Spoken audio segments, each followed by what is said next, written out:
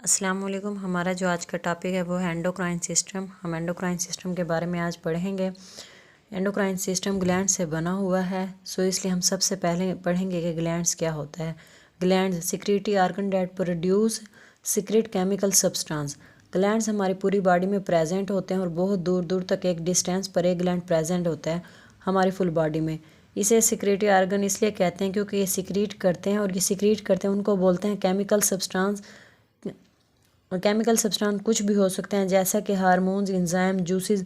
हमारी बॉडी में two types के ग्लैंड्स प्रेजेंट होते हैं। First of all endocrine gland, second exocrine glands. जो एंडोक्राइन ग्लैंड्स हैं वो डक्टलेस होते हैं।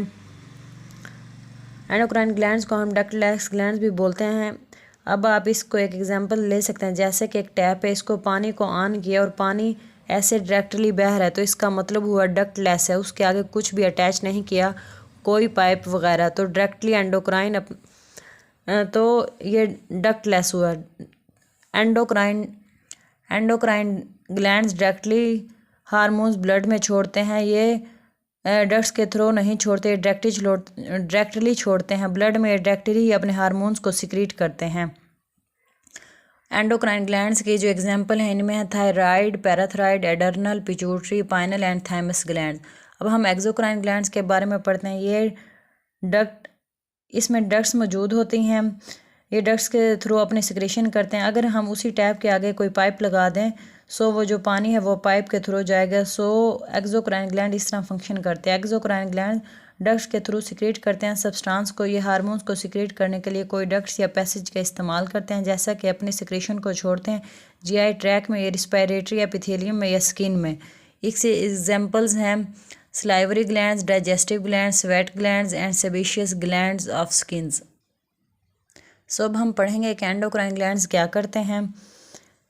ये सिक्रेट हार्मोन्स हैं। एंडोक्राइन ग्लैंड्स हार्मोन्स को सिक्रेट करते हैं। इन हार्मोन्स का अनदर नेम केमिकल मैसेंजर है, जो टारगेट टिश्यू है, जहाँ पर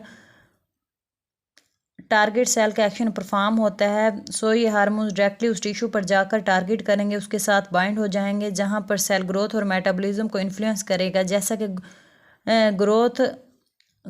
कि सेल की ग्रोथ करना या कोई भी एक्शन जाकर परफॉर्म करने। अब ये मैंने डायग्राम के ज़रिए शो किया है। ये एक टारगेट सेल है। ये एक टारगेट सेल है जिसके ऊपर रिसेप्टर मौजूद है जो इन हार्मोन्स को रिसीव करते हैं। हार्मोन्स एंडोक्राइन ग्लैंड से सिक्रीट करें।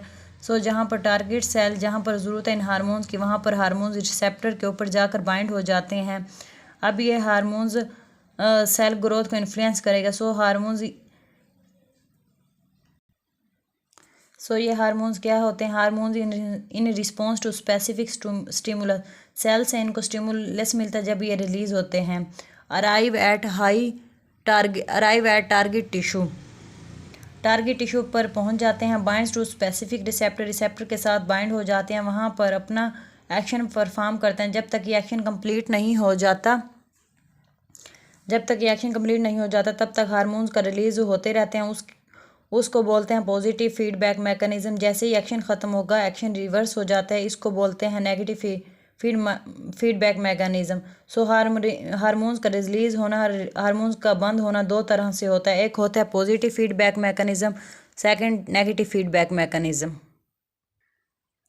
सो पॉजिटिव फीडबैक मैकेनिज्म हम पढ़ेंगे। सो पॉजिटिव फीडबैक मैकेनिज्म नाम से ही पता चल रहा है, जब तक एक्शन कंप्लीट नहीं हो जाता तब तक हार्मोन्स का रिलीज होता रहेगा। एम्प्लीफिकेशन ऑफ स्टिमुलस, जैसे ही टारगेट सेल से स्टिमुलस निकलता है वो स्टिमुलेट करता है, हार्मोन को रिलीज करता है। सो वो इंक्रीज हो जाते हैं। इंक्रीजिंग रिलीजिंग ऑफ हार्मोन्स, इस हार्मोन्स को स्टिमुलस करता है और रिलीज हो जाता है, ताकि वो जाकर टारगेट टिश्यू पर जाकर एक्शन परफॉर्म करे। Until a particular process incompleted, जब तक पार्टिकुलर प्रोसेस कंप्लीट नहीं होता तब तक हार्मोन्स रिलीज होता रहता है। वो टारगेट सेल पर जाकर एक्शन परफॉर्म करता है। इसकी एग्जांपल है लेबर पेन। लेबर के दौरान ऑक्सीटोसिन का रिलीज होता रहता है जब तक बेबी बाहर डिलीवर नहीं हो जाता। अब हम पढ़ेंगे negative feedback mechanism. After the completion of process, action perform कर रहा है हार्मोन ने, तब तक एक्शन रिवर्स हो जाता है, उसको नेगेटिव फीडबैक मैकेनिज्म बोलते हैं। जो स्टिमुलस है वो इनहिबिट या स्टॉप कर देता है। स्लो हो गया उसके बाद क्या होता है कि हार्मोन्स की सिक्रेशन है वो बंद हो जाती है, ये उसको बोलते हैं नेगेटिव फीडबैक मैकेनिज्म। के प्रोसेस के कंप्लीट होने के दौरान उनकी सिक्रेशन स्लो या बंद हो जाना उसको बोलते हैं नेगेटिव फीडबैक मैकेनिज्म। ऐसा क्यों होता है?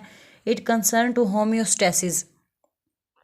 हमारी बॉडी एक होम्योस्टेसिस का लेवल मेंटेन करके रखती है, उनमें एक मेंटेन बैलेंस रखती है। बहुत ज़्यादा हार्मोन्स की सिक्रेशन के बाद बहुत ज़्यादा सिक्रेशन ना बनी रही, इसलिए नेगेटिव फीडबैक मैकेनिज्म हमारी बॉडी में प्रेजेंट होता है।